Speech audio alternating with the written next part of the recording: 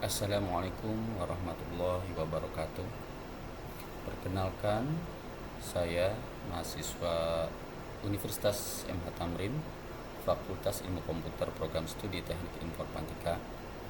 Nama saya Saiful Hamdi, nomor induk mahasiswa 20232510001. Pada kesempatan ini, saya akan mempresentasikan proposal penelitian teknik informatika yang merupakan tugas kedua dari mata kuliah metode penelitian TI dengan dosen pengampu Bapak Abu Sofyan MKom.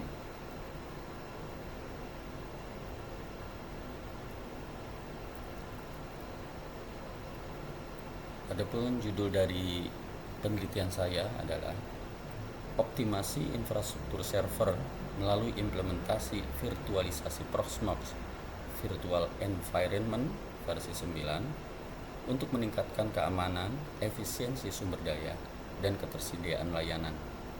Ini merupakan studi kasus yang terjadi pada Dinas Komunikasi dan Informatika Kota Bogor. Latar belakang saya memilih judul ini adalah berkaitan dengan tugas saya sebagai tim pengelola pusat data di Dinas Komunikasi Informatika dan Kota Bogor. Dinas Komunikasi dan Informatika Kota Bogor atau disingkat dengan Diskominfo Kota Bogor merupakan salah satu perangkat daerah yang ada di pemerintah Kota Bogor. Tugas dan wewenang Dinas Kominfo ini adalah menyelenggarakan urusan pemerintahan dan pelayanan umum di bidang pengelolaan komunikasi dan informatika, statistik, dan persandian. Nah, salah satu pelayanan yang diberikan Dinas Kominfo Kota Bogor adalah mengelola server-server milik pemerintah Kota Bogor. Baik server itu milik Dinas Kominfo sendiri maupun milik perangkat daerah yang dititipkan pengelolaannya kepada Dinas Kominfo Kota Bogor. Pengelolaan server ini dilakukan oleh tim, yaitu tim penyelenggaraan Pusat Kendali Kota Bogor, di mana kegiatan pengelolaan server ini meliputi satu layanan pemeliharaan, pengelolaan server-server baik milik Dinas Kominfo Kota Bogor maupun server-server milik perangkat daerah yang dititipkan pada pusat data yang dikelola oleh Diskominfo Kota Bogor. Pelayanan yang dimaksud diantaranya akses listrik, akses jaringan internet, intranet, juga akses ke aplikasi dan server. Yang kedua, layanan colocation server perangkat daerah. Jadi jika dinas-dinas memiliki server, itu diharuskan untuk menempatkan servernya di pusat data yang dikelola Dinas Kominfo Kota Bogor. Disebut yang dikelola karena memang Dinas Kominfo memiliki pusat data yang tempat server-server ditempatkan. Juga kita melakukan colocation. Jadi servernya milik Dinas Kominfo tetapi ditempatkan di ISP. Ya. Tentu ini diperlukan untuk mengamankan supaya tidak hanya ada di dalam satu tempat. Layanan ketiga adalah layanan hosting aplikasi. Jadi baik Dinas Kominfo Kota Bogor ataupun dinas-dinas atau kita sebut perangkat daerah di pemerintah Kota Bogor yang memiliki aplikasi, nah hostingnya itu di Kominfo Kota Bogor dari server-server yang kita kelola itu untuk ditempatkan di sana. Layanan keempat yaitu layanan setting subdomain kotabogor.go.id. Domain utamanya dikelola oleh Kominfo Kota Bogor, begitu juga subdomainnya. Aplikasi yang ditempatkan di hosting di pusat data kami maupun di luar. Jika aplikasi ini milik pemerintah Kota Bogor, maka jika sudah lulus dari asesmen, maka berhak untuk mendapatkan domain kotabogor.go.id. Contohnya perizinan.kotabogor.go.id, ada lagi solusi.kotabogor.go.id. Yang kelima itu layanan bantuan terhadap laporan gangguan akses aplikasi maupun gangguan terhadap akses server.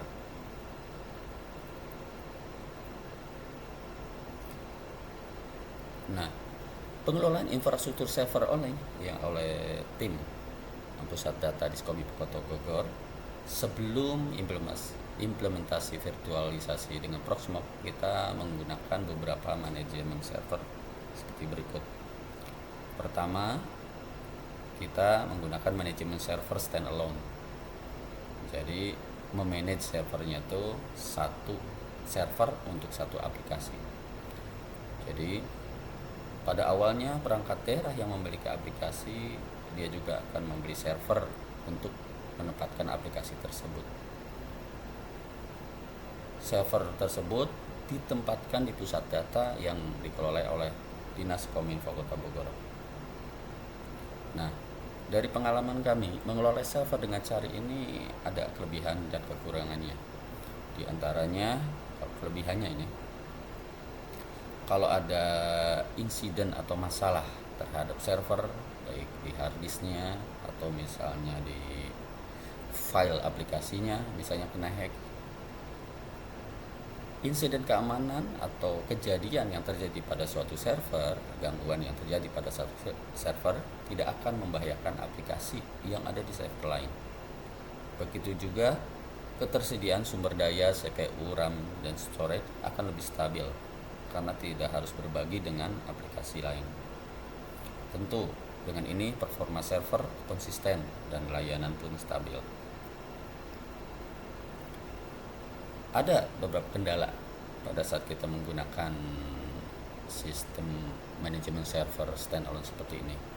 Salah satunya adalah untuk mengamankan server ini memerlukan usaha daya waktu lebih banyak, karena setiap aplikasi atau server, masing-masing server itu harus diinstal firewall, antivirus, dan harus disetting amannya. Karena untuk contohnya, untuk mengamankan itu kita membatasi akses dengan UFW, dengan misalnya juga dengan file to ban. Nah, itu harus diinstal satu-satu di setiap server, jadi perlu waktu. Lalu kekurangan lainnya, jika aplikasi ini aktif digunakan dan memiliki banyak file upload, maka akan cepat kehabisan kapasitas penyimpanan. Lalu semakin banyak pengguna yang mengakses aplikasi dan semakin banyak data yang disimpan dalam aplikasi lambat laun akan terasa lambat loading. Pada kondisi ini, maka perlu dilakukan penambahan kapasitas RAM, juga penambahan kapasitas hard disk.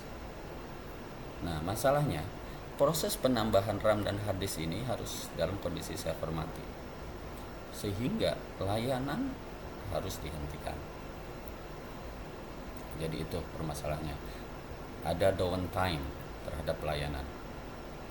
Sebaliknya, masalah yang lain, aplikasi yang mengelola sedikit data, contohnya web profile yang isinya hanya visi misi, berita, artikel, ya tidak ada sistem informasi kompleks di dalamnya, maka dia hanya menggunakan sedikit kapasitas CPU dan RAM, juga hard disk. Sisa kapasitas yang tersisa yang tidak digunakan karena memang loadingnya kecil, ini terbuang, tidak terpakai, tidak dapat juga dimanfaatkan oleh aplikasi di server lain. Nah, ini itu manajemen aplikasi yang standalone. Lalu kita juga pernah menggunakan manajemen server berupa cPanel, web hosting management, ini cPanel. Jadi untuk melayani permohonan hosting aplikasi bagi perangkat daerah yang tidak memiliki server sendiri, Dinas Kominfo Kota Bogor membeli server dengan kapasitas yang cukup besar dengan software manajemen server, yaitu cPanel. Dengan cPanel ini banyak aplikasi dapat ditempatkan dalam satu server dan masing-masing memiliki subdomain yang berbeda. Aplikasi manajemen server cPanel ini merupakan aplikasi berlisensi, sehingga harus dianggarkan setiap tahunnya. Berdasarkan pengalaman dari pemanfaatan cPanel ini banyak kemudahannya karena menyediakan fasilitas pengelolaan server yang terpusat, juga tampilannya, menu-menunya, fungsi-fungsinya mudah digunakan. Pengaturan keamanan sudah disediakan, install SSL, install virus, ya sudah ada, sudah siapkan. Tinggal klik dan setting. Dan setiap aplikasi itu terinstall dalam nama pengguna Linux masing-masing. Jadi kalau aplikasi si Akad misalnya, itu ada, kita buat user dulu si Akad, baru upload aplikasi ke situ. Kalau ada aplikasi Posyandu, kita buat user Posyandu. Sehingga pengguna cPanel ini pada saat mengakses server melalui login cPanelnya, dia tidak bisa mengakses folder dan aplikasi yang lain karena dilindungi oleh permission file dan folder user Linux tadi.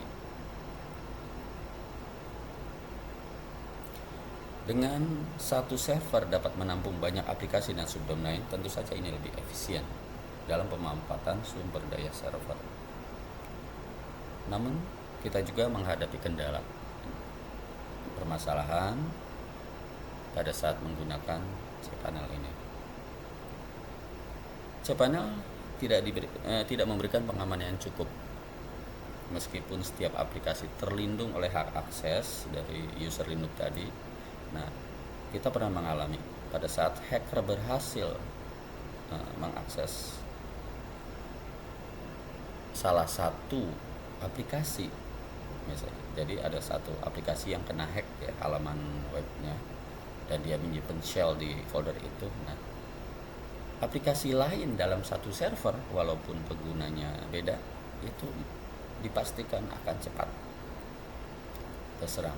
Apalagi kalau hacker ini bisa mendapatkan akses root, maka sudah dipastikan semua aplikasi di server cPanel tidak aman, tinggal menunggu waktu saja.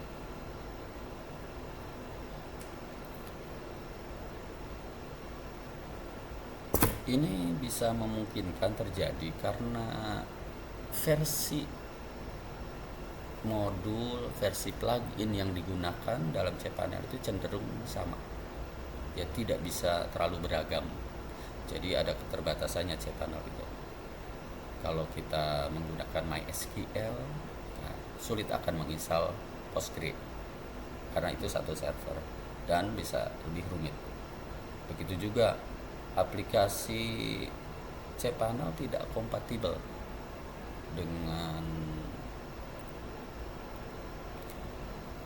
aplikasi modern yang saat ini dibangun. Modern itu maksudnya sudah menggunakan Docker, sudah microservice, ada lagi JIS. Nah, itu ada aplikasi yang justru bagiannya harus standalone. Karena tadi tidak semua aplikasi bisa disatukan dalam cPanel untuk di hostingnya.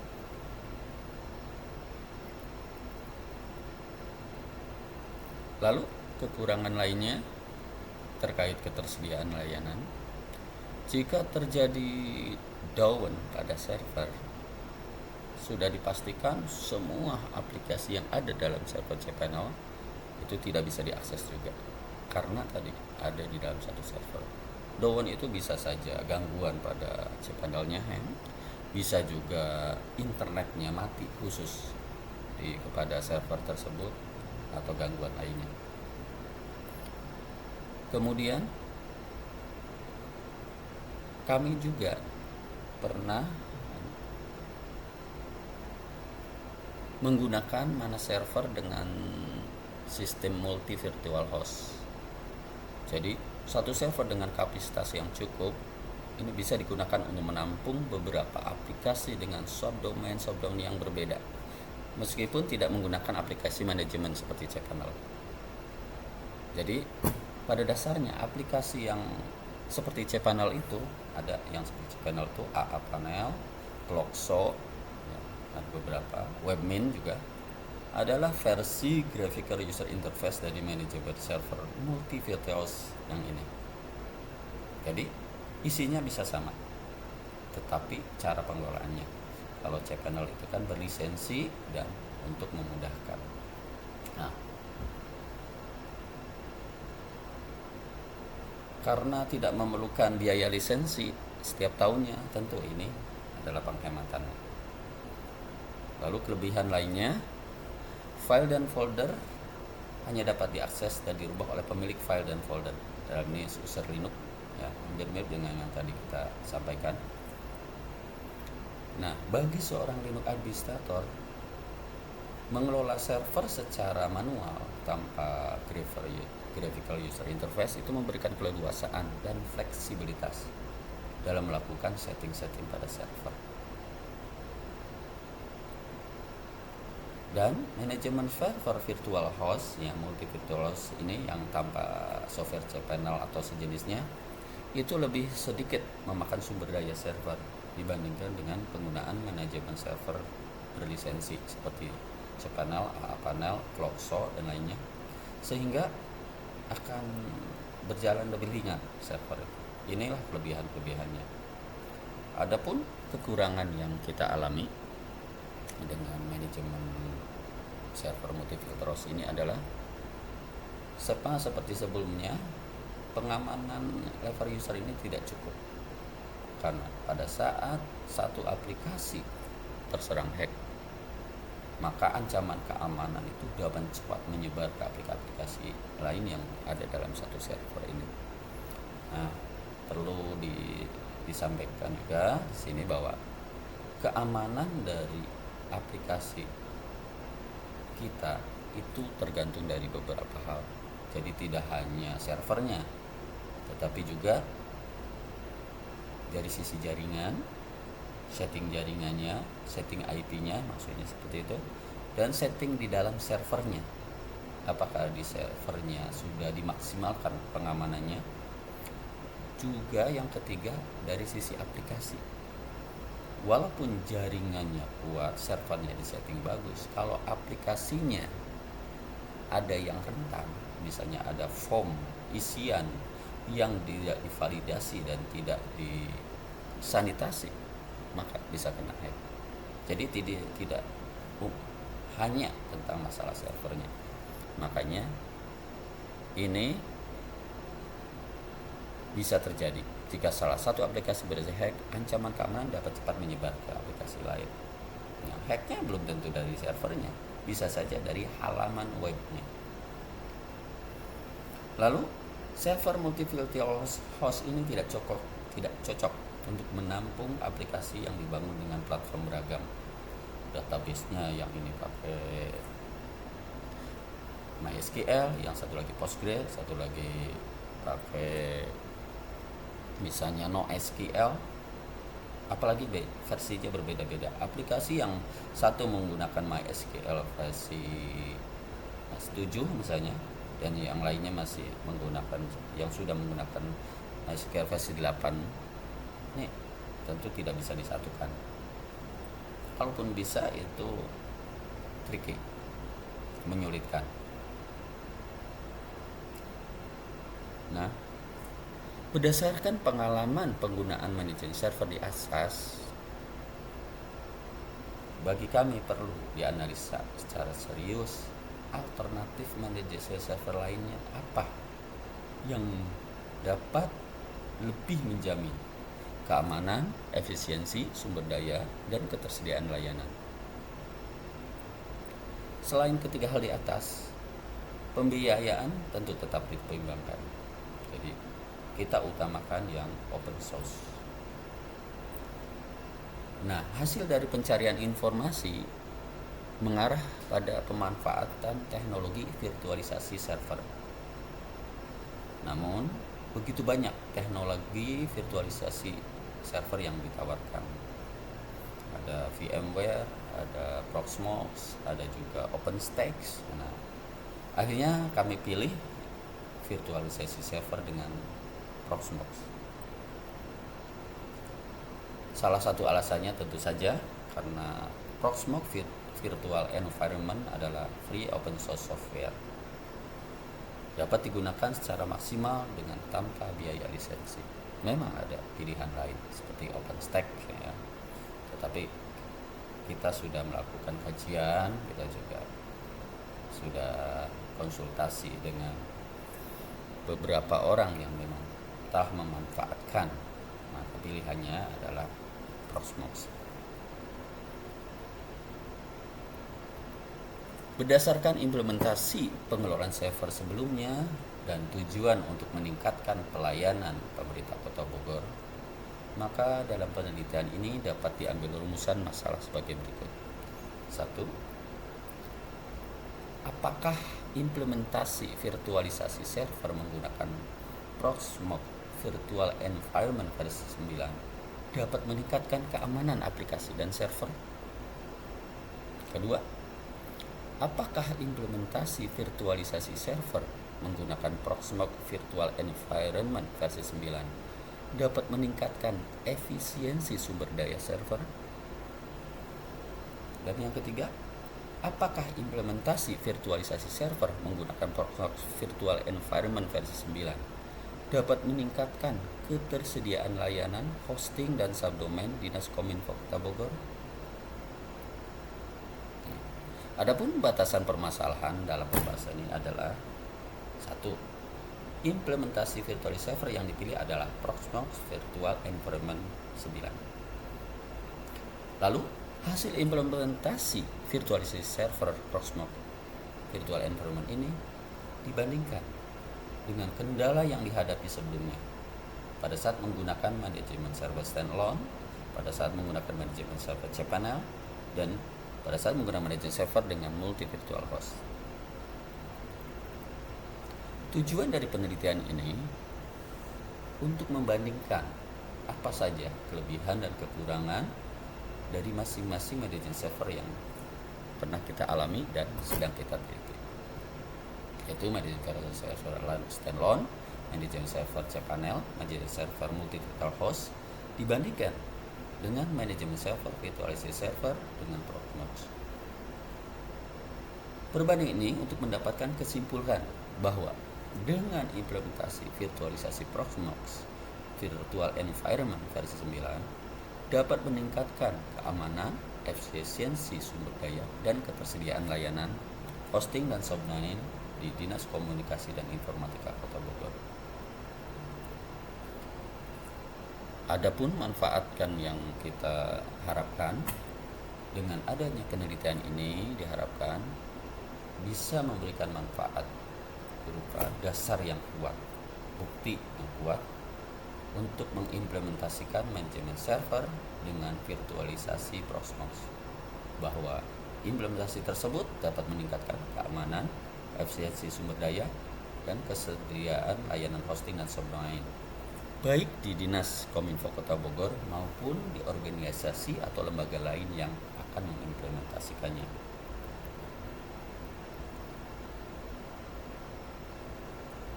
Mengenai metode penelitian, penelitian ini menggunakan metode deskriptif kualitatif dengan pendekatan studi kasus.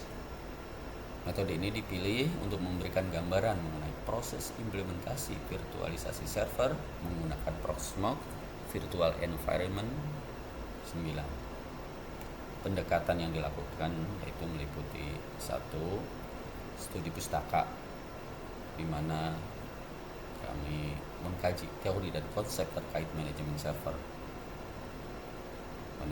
standalone, manajemen server cPanel, manajemen server multi-virtual host, dan juga manajemen server virtualisasi server dengan Proxmox. Yang kedua, pendekatan yang kami lakukan adalah eksperimen langsung, yaitu dengan praktek. Kami melakukan instalasi, konfigurasi, dan pengujian sistem virtualisasi Proxmox VR pada lingkungan yang nyata. Dengan metode ini diharapkan dapat memberikan gambar yang jelas mengenai perbandingan, kelebihan, dan kekurangan antara beberapa pilihan manajemen server tersebut. Metode pengumpulan data dalam penelitian ini dilakukan melalui beberapa teknik seperti berikut. Pertama, studi pustaka dengan melakukan pengumpulan data, mempelajari dari sumber-sumber jurnal ilmiah, dokumentasi resmi dari cPanel, dokumentasi resmi dari Apache Virtual Host, dokumen resmi dari Proxmox Virtual Environment. Juga artikel dan referensi online terkait berbagai manajemen server. Studi pustaka ini bertujuan memperoleh landasan teori yang kuat sebagai dasar analis. Yang kedua, dengan cara observasi. Observasi dilakukan dengan cara mengamati langsung proses perencanaan, instalasi, setting storage, pembuatan server virtual, konfigurasi jaringan, dan storage pada server virtual tersebut. Lalu data yang diperoleh dari observasi ini berupa dokumen perencanaan, screenshot proses instalasi, dan pembuatan server virtual Proxmox. Setelah melakukan studi literasi, berdasarkan hasil studi tersebut, dilakukanlah penentuan desain dan tahapan implementasi virtualisasi server Proxmox. Adapun tahapan implementasinya adalah sebagai berikut. Pertama, kita menginventarisir server serta perangkat pendukung yang dibutuhkan seperti router, lalu perkabelan yang dibutuhkan. Ya, server berarti termasuknya juga spek servernya, ada berapa server, routernya berapa yang digunakan, lalu nanti akan perkabelannya seperti apa. Nah, lalu desain infrastruktur server dan jaringan. Jadi kita rencanakan dulu akan seperti apa topologi yang digunakan, yang menggambarkan hubungan antar alat-alat yang tadi. Di sini saya tampilkan seperti ini. Desain infrastruktur server dan jaringan pada implementasi server Proxmox. Yang di atas ini adalah router utama dari ISP ya, karena kita colocation ini di salah satu ISP. Lalu masuk kepada server pada router milik Kominfo. Dari router ini koneksi kabel jaringan ya, diarahkan ke 4 server yang disiapkan untuk implementasi Proxmox. Kita lihat di sini sampai ada 4 kabel, bahkan 5 ya. Di bawah ada lagi router. Nah, ini untuk availability. Jadi ada redundant. Jadi satu kabel itu untuk koneksi lokal antar server. Jika kalau kita mengadakan failover ya, backup antar server, memindahkan ya, migrasi, itu akan cepat karena menggunakan lokal, setting jaringan lokal. Sebaliknya untuk akses internet dan akses secara jauh itu menggunakan kabel yang lain. Jadi NIC-nya memang ada 4, ada 5 bahkan ini. Satu untuk koneksi antar server, satu lagi untuk akses kita pengguna dari SSH ya, semacam itu. Salah satunya FTP SSH. Dan yang 2 lagi itu redundant, jadi backupnya. Dan lalu yang bawah itu, yang ke router itu akses untuk ke BIOS ya tersebut melalui ILO. Jadi kita bisa mematikan, menyalakan server secara remote. Nah, jadi ada port khusus di belakang itu khusus untuk ILO. Walaupun tidak semua komputer ada, tetapi untuk yang komputer yang keluaran terbaru, maksudnya server keluaran terbaru itu ada. Jadi ini kita petakan gambarnya, pengkabelannya, bahkan IP yang akan dipakai. Di sini tidak dituliskan, digambarkan IP saja, berapa saja yang digunakan oleh masing-masing server. Nah, setelah kita memetakan, menggambarkan rencana desainnya, nah, penentuan desain implementasi virtualisasi Proxmox. Jadi kita memilih sistem cluster. Jadi Proxmox itu bisa diinstal standalone, satu server bisa. Nanti dia bisa membuat server-server virtual. Nah, kalau sistem cluster itu Jadi ada lebih dari 2 server, minimal 3, itu akan menjadi satu sumber dayanya. CPU totalnya berapa, RAM totalnya berapa, hard disk totalnya berapa. Ini bermanfaat untuk mengamankan supaya nanti ada sebutkan kelebihan Proxmox itu nanti tidak ada downtime kalau kita menggunakan cara ini. Jadi pada saat kita akan mengupgrade salah satu server, maka kita membackup atau memindahkan server itu ke server virtual dari aplikasi, dipindahkan kepada server lain. Misalnya tadi ada 4 server, jadi server 3 semua aplikasi di situ, semua server virtual di situ dipindahkan tanpa harus down aplikasi. Nah, pada saat selesai, server ketiga bisa dimatikan dan dilakukan penambahan hard disk atau RAM sesuai kebutuhan. Jadi tidak ada downtime pelayanan aplikasi. Nah, ini salah satu kelebihannya yang menggunakan sistem cluster.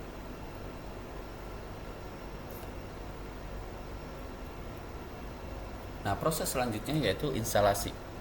Proses instalasi dilakukan 2 tahap. Pertama, instalasi sistem operasi, selanjutnya adalah setting storage. Jadi pada prakteknya kami di sini satu server memiliki 5 hard disk. Nah, hard disk, 2 hard disk itu di RAID ya, diinstal Proxmox, lalu jadi hanya 2 hard disk untuk install sistem operasi yang berisi Proxmox juga.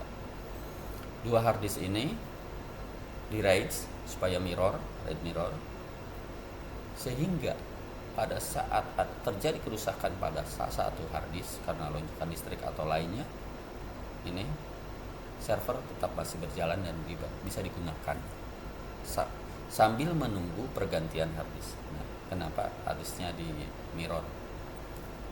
Lalu 3 hard disk lainnya ini akan disetting sebagai storage, penyimpanan terpisah dari sistem operasi. Ini untuk pengamanan. Jadi pada saat kita membuat virtual host, pada saat kita membuat virtual server, itu diletakkan di 3 hard disk ini. Nah, 3 hard disk ini juga di setting RAID. Setting RAID-nya bukan dari BIOS, tapi pada saat instalasi, pada saat setting storage tadi, ada beberapa pilihan. Contohnya RAID Z1 di sini. 3 hard disk RAID Z1. Jadi satu server sebagai partisi backup. Jadi kapasitas yang terbaca adalah 2 hard disk karena satunya sebagai partisi backup. Nah, ini memungkinkan pada saat jika terjadi kerusakan pada satu hard disk, data masih aman. Kita masih punya waktu untuk melakukan pergantian hard disk. Nah, setelah selesai proses instalasi tadi, instalasi sistem operasi, lalu instalasi storage, selanjutnya sampai membuat cluster ya, mengclusterkan server-server tadi. Jadi server utama disetting sebagai cluster utama, lalu server kedua ditambahkan, server ketiga ditambahkan, macam tadi. Lalu kita lanjutkan dengan membuat 2 server virtual. Nah, kita sengaja membuat 2 untuk mengimplementasikan. Satu server dibuat untuk menyimpan satu aplikasi dengan satu subdomain, meniru yang standalone. Begitu juga satu server lain disiapkan untuk menyimpan beberapa aplikasi dengan beberapa subdomain dengan tadi multi virtual host. Jadi pada saat kita mengimplementasikan virtualisasi Proxmox, kelebihan dari standalone bahwa satu aplikasi hanya berada dalam satu server, sehingga dia bisa dikustomisasi database-nya, mau menggunakan Docker segala macam, itu lebih leluasa, tidak disatukan dengan aplikasi lain. Begitu juga jika kita punya server-server jika kita mempunyai aplikasi-aplikasi yang kecil-kecil gitu ya, seperti profil, nah itu bisa disatukan dalam satu server dengan metode virtual host. Bedanya ini di dalam virtual server. Selanjutnya dilakukan pengecekan dan evaluasi dari hasil implementasi installasi tersebut. Ini dilakukan untuk memastikan keberhasilan dari implementasi yang direncanakan tadi.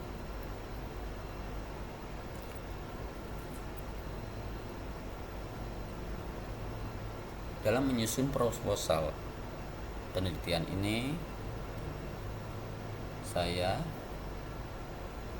mencari beberapa sumber dari penelitian ilmiah sebelumnya.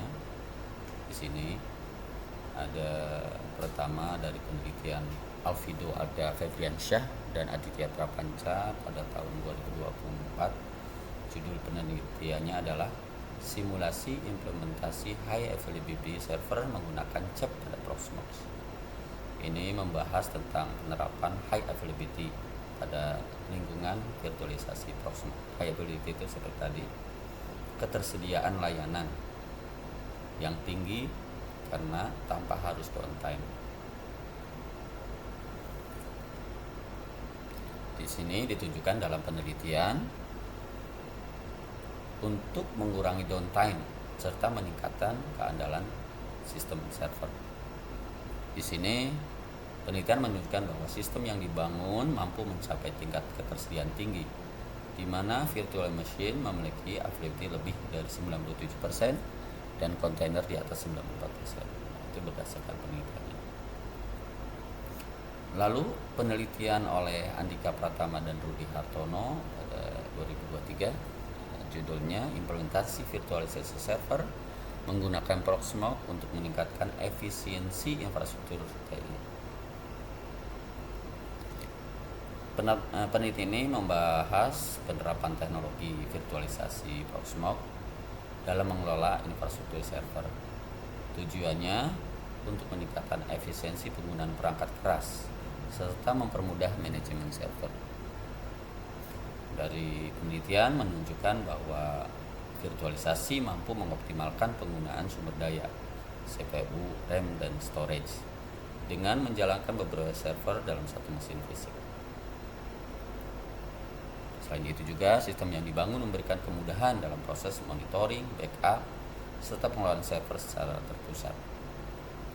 Yang ketiga, penelitian oleh Mirza Purnandi, Ade Ariska, dan M. Bayu Wibawa pada tahun 2024 dengan judul implementasi cloud computing dengan metode infrastructure as a service pada Dinas Komunikasi Informatika dan Pesadian Kabupaten Pidi. Ini membahas penerapan teknologi cloud computing berbasis infrastruktur as a service dengan memanfaatkan platform virtualisasi Proxmox. Tujuannya untuk mengatasi permasalahan meningkatnya kebutuhan infrastruktur TI serta tingginya biaya pengadaan dan pelindungan server fisik. Hasil penelitian menunjukkan bahwa mampu menyediakan sumber daya komputasi seperti CPU, RAM, dan storage secara virtual dengan lebih efisien dan dapat mengurangi penggunaan server fisik dan mengoptimalkan pemanfaatan resource. Lalu keempat, penelitian oleh Wahyu Kurniawan dan Imam Sudarjo pada tahun 2026. Judulnya perancangan sistem cluster server untuk mendukung high availability pada lingkungan virtual di pusat data pemerintah Kabupaten Gunung Kidul. Penelitian ini bertujuan untuk merancang dan mengimplementasikan sistem cluster serta bersifat guna meningkatkan ketersediaan layanan.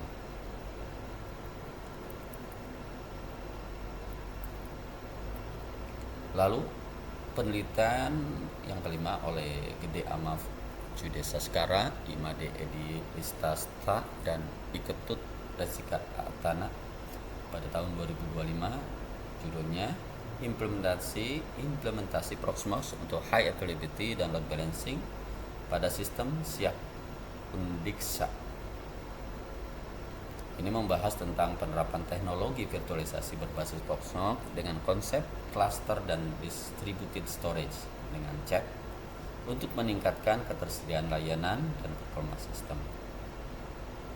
Sama ini juga penelitian ini untuk mengatasi permasalahan keterbatasan server monolitik serta meningkatkan kemampuan sistem dalam menangani beban kerja yang tinggi.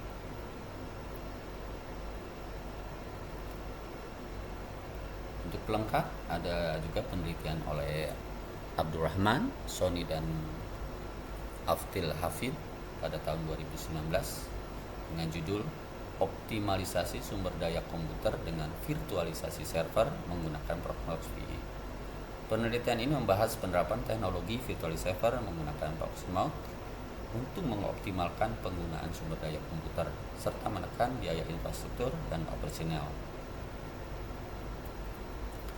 Nah, perbedaan dari penelitian-penelitian sebelumnya dengan yang dilakukan Dinas Kominfo Kota Bogor.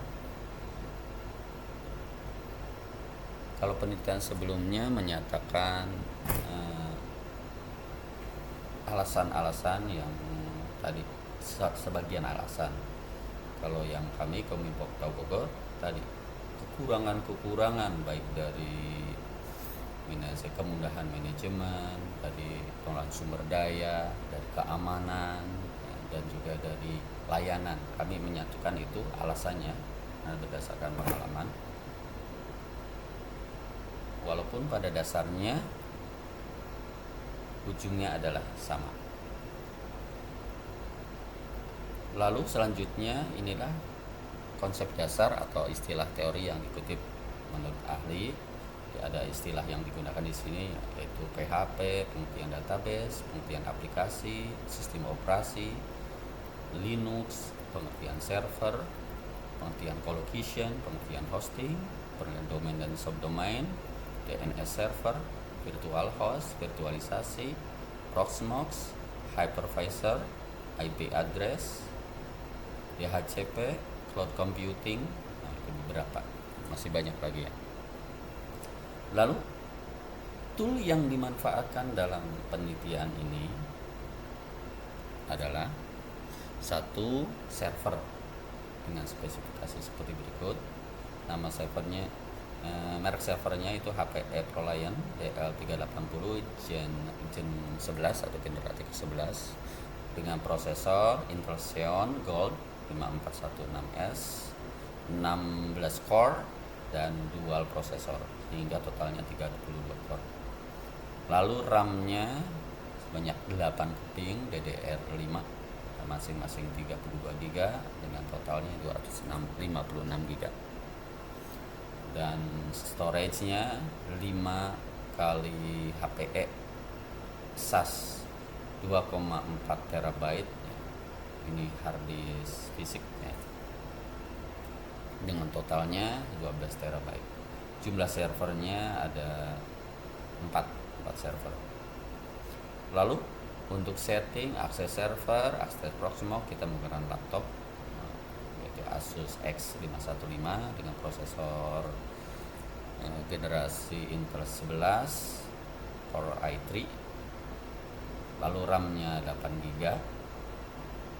Lalu sistemnya sudah 60 bit dan menggunakan sistem operasi Windows 11 Single Language, di mana di dalamnya diinstal software tool seperti Rufus ya untuk membuat booting, flash disk booting ya untuk instalasi Proxmox, juga Putih untuk mengakses server dan browser untuk mengakses manajemen server Proxmox-nya.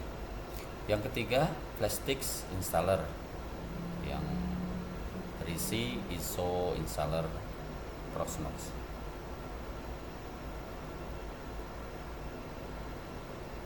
Sebagaimana disebutkan di landasan teori, inilah daftar pustaka yang kami gunakan. Sesuai sama dengan yang tadi disampaikan di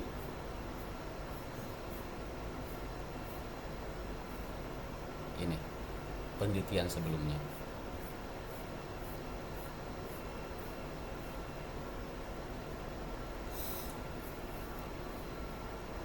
Demikian presentasi proposal penelitian saya,